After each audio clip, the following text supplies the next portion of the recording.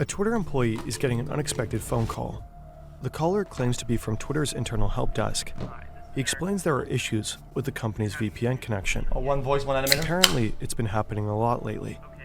The Twitter employee logs in again. He enters his credentials, username, password. Then he just needs to confirm the login on his phone. Done. Everything seems to be working now. The help desk person sounds pleased and wishes him a nice evening.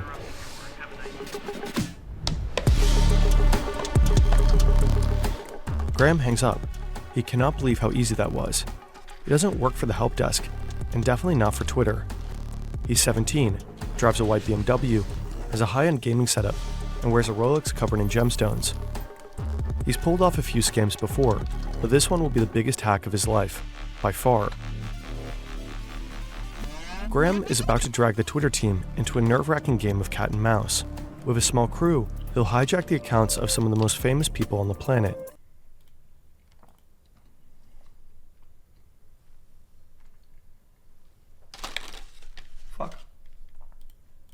Bill Gates, Jeff Bezos, Joe Biden, Barack Obama, Kanye West, Mr. Beast. He'll even break into the account of the man who just a few years later will end up buying Twitter. By the time it's all over, Graham will be sitting on a stash of Bitcoin, and it will all go down in just over 24 hours. This is the wild story of the biggest hack in Twitter's history. A fake tweet. Be a major security breach at Twitter. With ties to a Florida. Responds to the most high-profile hack in Twitter history. It's 2016. A 13-year-old kid is sitting in his bedroom in Tampa, Florida, playing Minecraft. His name is Graham Ivan Clark. He's playing Minecraft in hardcore mode, one death and it's game over. On YouTube, Graham goes by the name Open. In his videos, he talks about being homeschooled and how he doesn't have many friends. His parents split up when he was 7. He's raised by his mom along with his sister. Minecraft is his escape, a way to get away from real life. It doesn't take long for Graham to start bending the rules. This video is about a scammer, a liar, and just someone that is pretty scummy. You guys probably know him already. It's Open. Graham, aka Open, makes money selling rare Minecraft skins and flashy usernames. The catch, he never actually delivers them. According to him, by 2017, he's pulling $5,000 a month. He's only 14. But scamming a few Minecraft noobs isn't enough for him. He wants more. Scamming a few Minecraft noobs isn't enough for him. He wants more. In 2018, Graham starts getting interested in crypto and stumbles across a forum called OG Users. OG Users is a shady corner of the internet. It's a forum to discuss and buy rare online usernames. It's crawling with hackers and scammers. They trade stolen or hacked online accounts. For $1,500, you could buy the late XXXTentacion's old Minecraft account or get a clean Twitter handle, like @Beers. Graham signs up under the name Graham $, and gets banned just 4 days later. Again, he took money, but never delivered. But in his few days on the forum, something else grabbed his attention. A new kind of scam. SIM swapping. An AT&T store in the center of Boston. Tech investor Greg Bennett has a problem. He's lost his phone. Luckily, the store rep can help. In cases like this, mobile carriers can transfer your number from the lost SIM card to a new one. All Greg has to do is show some ID, and the process gets started. It takes a little while though, so the man leaves the store while it's being handled. The only thing is that man wasn't Greg Bennett, not even close. And so it looked like somebody walked into a store and said they were me to an employee who was a collaborator, then swap out give them a phone with a new SIM card, and then wiped out my SIM card in that process. This is the real Greg Bennett. He shared his story on the Cybercrime Magazine podcast, and his case is by far not the only one. Most of the time, the scammers don't even have to walk into a store. They just call the mobile provider's customer service line, pretend to be someone else, and talk their way in. The next day, the real Greg Bennett is at home in Seattle, sitting with his son, talking business, when suddenly his phone stops working. Chat. Low-key though, couldn't this get worse with AI? Couldn't they just automate the process and just have a bunch of machines call employees and do the same strategy? Because they just do. This is like SC brute forcing. It's social engineering, but a lot of it is waiting to get the bad employee You have to low-level rep what the fuck that's like brain dead and do some dumb shit. The reality is that they have to keep trying over and over again. There's no cell signal, no Wouldn't nothing. that be good at that? And I notice also that I'm having trouble. I'm working on trying to get into my email accounts, and I can't get into my email accounts either. So I'm now thinking very bad things. While Bennett's on the phone with AT&T trying to figure out what's going on, the scammers have already taken over his phone number. Since two-factor authentication is often tied to a phone number, getting access to that number means getting access to all other accounts. All these folks have to do is use your email address to try to log on to these accounts and then say forgot password. So then the password resets is sent to your text, which is now controlled by another phone that you don't have. So the fraudsters now have access to his emails, his bank accounts, and his crypto accounts. 164 Bitcoin gets stolen from Bennett's wallet. Back then, they were worth around $856,000. Today, it would be well over $10 million. Authorities were able to recover 100 of the stolen Bitcoin, but 64 are still missing to this day. Damn. Maybe there were multiple people involved, but in the end, only one suspect was ever identified. It was a 17-year-old with an accomplice who was very good on a computer, and they were actually very good, very efficient. I got to give them some credit for how good they were. Because the suspect was still a minor at the time, he wasn't arrested, but there is evidence pointing to the teenage hacker behind the attack. During the scam, Bennett received an extortion message. It was signed with Scrim, reportedly one of the online aliases used by Graham Evan Clark. According to the New York Times, additional evidence links Graham to the attack. For one, afterwards he suddenly started living large. He moved into his own apartment, bought a BMW and a Rolex. Oh, damn! Rambo the Duma! And before turning 18, Graham wants to pull off his biggest stunt yet. Among his targets is none other than the man who would one day become the richest person on the planet. Everything Graham Chef, if you call Rambo Daytona shite, I might actually bet you next time. I'm just letting you needs know. for the hack, he taught himself, learning by doing. But you don't just You need to don't take deny on the it. richest man in the world to level up your problem-solving skills. You can just use Brilliant. The hands-on learning platform teaches through interactive fun challenges. Everything on Brilliant. Bought it. About 24 hours before Hey, he gets there's no hacked, upload this, by the the way, Tesla because, I mean, put it CEO into is it when I busy on watched Twitter this before. handling customer support. Should do this automatically. Around the It's same not iced out, time, though. Graham is sitting in front of his PC in Tampa. His plan is to sell rare usernames and access to Twitter accounts, just like people do every day on OG users. He figures each account could go for thousands of dollars, but instead of hacking individual users, Graham chooses the easier route. Classic. He wants to come at them from the inside. He picks a new nickname for this mission, Kirk, like the captain from Star Trek. Time to get a crew. He messages what appears to be his first collaborator on Discord. His name is Lowell. Graham claims he works at Twitter and has internal access. We don't know exactly who Lowell is, but the New York Times spoke with him and confirmed he worked with Graham. Most likely Graham brought him in to help sell the stolen accounts. Over the next few hours, their group will grow to at least 5 people. Then phase 1 begins. Chad, this is some admin Graham panel has been shit. preparing for this moment for weeks. We know that from court records. He used LinkedIn to dig up contact info for Twitter employees. That's his entry point. Now he's going to They don't have full sort of functionality. Admin panel is only a few things that they can do. Even when I got hacked, they couldn't do shit. call them. A 17-year-old kid wearing a Rolex. Hi, this is Eric from the help desk. You're having issues with your VPN connection? Graham gets a few Twitter employees on the phone. Some get suspicious. A few even report a call to Twitter's fraud monitoring team. They But can one tweet, employee stays on the line they and can- believes he's really talking to someone from the help desk. Okay, so your VPN's acting up? I'll send you a new link. Hang on. Try this one instead. Graham sends the employee a fake login page. When the employee types in his credentials, Graham does the exact same thing, but in the real VPN login form. Now all he needs is the two-factor authentication code. Graham triggers the 2FA request.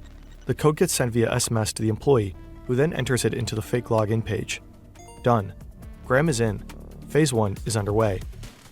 Through the VPN connection, he's essentially inside the Twitter employee's computer. The question now, how does he get to the back end, the place where he can reset access to individual Twitter accounts? Graham starts poking around, but it turns out this particular employee doesn't have the right permissions. From here, Graham can't access account credentials. So Graham digs deeper into Twitter's internal network. He's trying to understand the system, reading through countless internal messages. There has to be You changed the password, you didn't tweet directly from the panel? Oh wow. something useful here. Then, jackpot. He finds the login details for someone in Twitter's legal department. That's his way in. The legal department has deep Sounds access, great. and now so does Graham.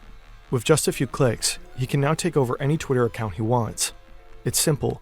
Change the registered email to his own, or to the buyer's. Set a new password. Done. Now Graham needs buyers. Phase 2 begins. But there's a problem. Graham's reputation on OG Users, the perfect marketplace for rare handles, is trash. No one's going to buy anything from him. So he needs middlemen, dealers. Lowell has been on board since yesterday. Today, Che Wan joins the crew. Che Wan is 19 years old and lives on the south coast of England.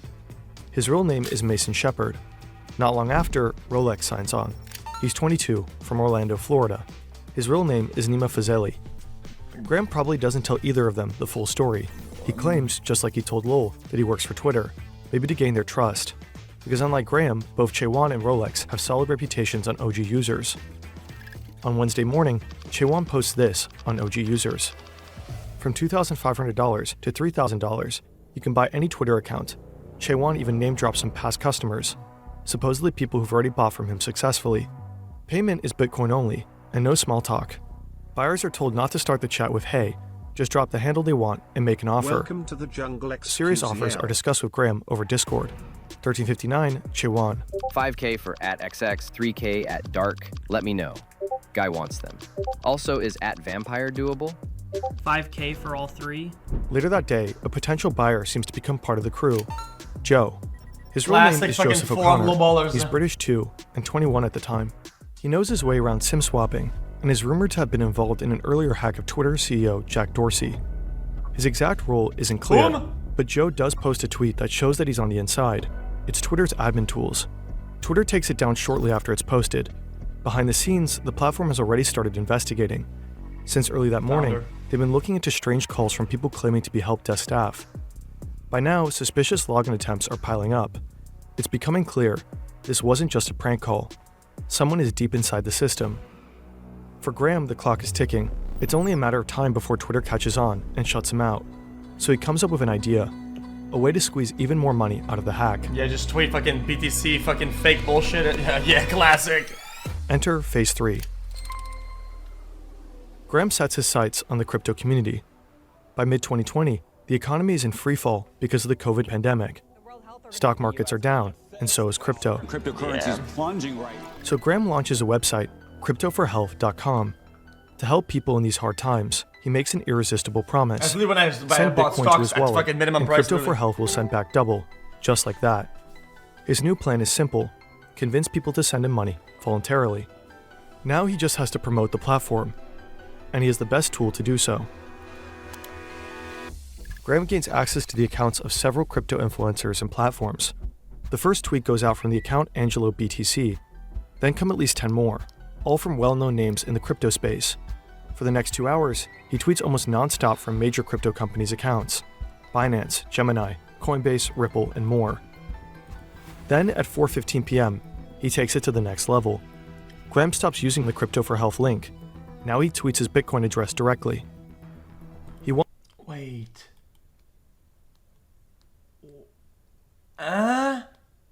He wants more reach, so he leaves the crypto space behind and targets From one of the Ripple biggest themselves influencers is on crazy. Twitter. At exactly 4:17 p.m., Musk's account tweets that he wants to give back to his 37 million followers in the spirit of COVID relief. But Graham doesn't stop there. Next up, Bill Gates, with over 50 million followers. Then Kanye West, 30 million. Jeff Bezos, Mr. Beast, Okay, that's Barack Obama, absolutely Joe crazy. Biden. Even corporations like Apple and Uber. In total, Graham breaches over 130 Twitter accounts, blasting his crypto scam from 45 of them. Millions see the messages. So do the Twitter employees. Security incident impacting accounts on Twitter. Chat, We are investigating. Chat, why did they just suspend account email change for 24 hours? And just everybody who clicks a button to change their shit gets sent to say, yo, the system is down 24 hours. And taking steps to fix it. We will update everyone shortly. Graham tweets, Twitter deletes, and with every passing minute, Graham's Bitcoin wallet grows fatter. Most people see through the scam, but many others fall for it. To stretch the reach even further, Graham reposts from the same accounts multiple times. The last tweet goes out from Kim Kardashian's account. Meanwhile, the others in his crew are still selling usernames for a few $1,000s each. I put 1K minimum. Let's say that's for non-OG. 2.5K minimum for OG. 1K min for all is fine. He said he'll do those for 20. Sounds good. You can trust me by now. I need email for all. 22K including criminal? Okay. Send me full list of emails. And the 22K This like a might notification, add. man. But these will be the last sales they make. Twitter is finally about to shut the whole thing down.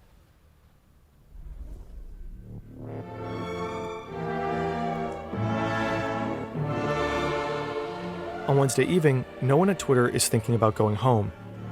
Someone is inside their system, reading Slack messages, accessing sensitive credentials, and flooding the platform with scam tweets. Things are spiraling out of control, so Twitter pulls the plug.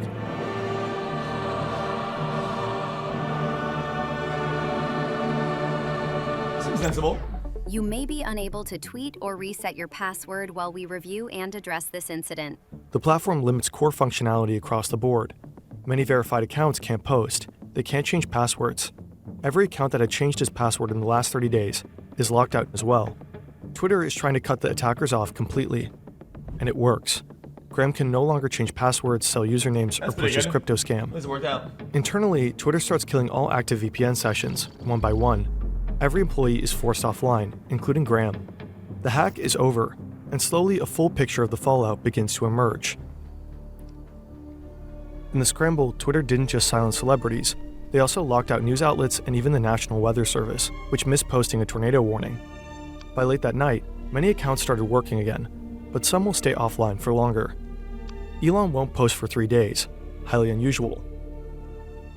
On the other side of the world in England, Chaewon wakes up. So what's been Twitter's response? All verified accounts blocked in the details on how this It's likely the first time he realizes the full scale of what just happened. The others probably feel the same, except for Lowell, who had already started getting suspicious of Graham earlier in the day.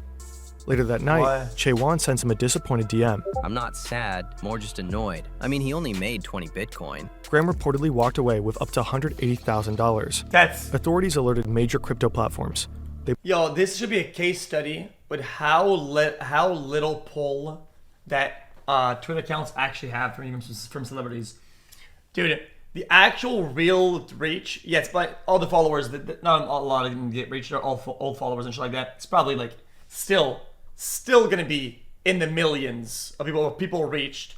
People that have Bitcoin addresses, people that, bro, like it's still a good amount of people. To only get 20 BTC is a joke. Blocked the wallets tied to Graham, preventing an estimated $1.5 million in additional planned transactions. Tracking the attackers down doesn't take long. Chaewon and Rolex are traced via OG users, linked emails on their crypto accounts, and matching IP addresses. It had to be We don't more. know exactly how they got Graham. His case was sealed due to him being a minor at the time. But just 2 weeks after the hack, authorities make their move. Today I am making a charging announcement on the Twitter hack. The first defendant is Mason Shepard, also known as Chaewon, age 19, of Bognor Regis in the United Kingdom. The second defendant is Nima Fazeli, also known as Rolex, age 22, of Orlando, Florida. The third defendant Okay, Chai, is this guy AI? is a juvenile who we will not further identify. Because of COVID, Graham's hearing takes place over Zoom, and it quickly descends into chaos. Zoom bombers hijack the call, blasting rap music and explicit content. I'm gonna end this. In spring 2021, Graham was sentenced to 3 years in a juvenile detention facility. He cooperated with authorities, avoiding an adult conviction. His 229 days in pretrial detention count towards his sentence. As of February 2023, he's out on 3 years of probation. What happened to Nima Fazeli, Rolex, isn't entirely clear. Some reports say he served 3 years in prison. Others point to ongoing negotiations or a possible plea deal. Fazeli. Mason still lives in the UK. According to the BBC, he was never arrested or extradited to the US. If he's ever brought to trial in the States, he faces up to 20 years in prison. Joe was arrested a year after the Twitter hack in Spain. He was sentenced to 5 years, not for the Twitter hack, but for earlier crimes. According to him, his only involvement in this case was buying a handle for $10,000. Jesus. Lowell was never caught. Graham was the mastermind behind the hack, but he wasn't a brilliant hacker. The foundation of the attack was simple social engineering. Yeah, I mean. He manipulated the employee and used basic phishing tactics. With surprisingly little Yeah, skill. but at the same time, though, with social engineering, it's like finding out like certain weaknesses on certain websites or whatever in certain places, and then like explain those vulnerabilities. Like, yeah, you can say, hey, yo, it could have been everybody, everybody can do this or whatever, right? But so I sit down and actually do it and use different strategies to fucking like, you know, like destroy the brick wall, brick by brick. He managed to collect money from thousands of unsuspecting people. Had authorities not acted so quickly, he could have stolen much more. Dude, his posts reached millions. It's like, bro, if the companies are bad enough to be able to get social engineered, the company sucks balls. All the companies, even to this day, they're all dog shit. Yes, there's like the hacker era, right? Where people actually hack into shit, fucking like bullshit SQL, whatever the fuck.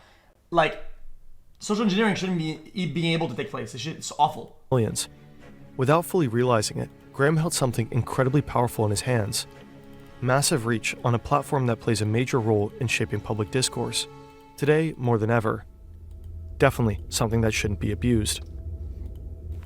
A lot of clankers because there's a clanker, a brokey, that's just fucking botting the stream today. Not view botting, he's fucking chat botting. Chat bots, low quality chat bots. We recreated apps. Don't even count towards a viewer count. It's just actual dog shit, spam, trash. It's like some bullshit. It's some brokey shit. The guy's broke.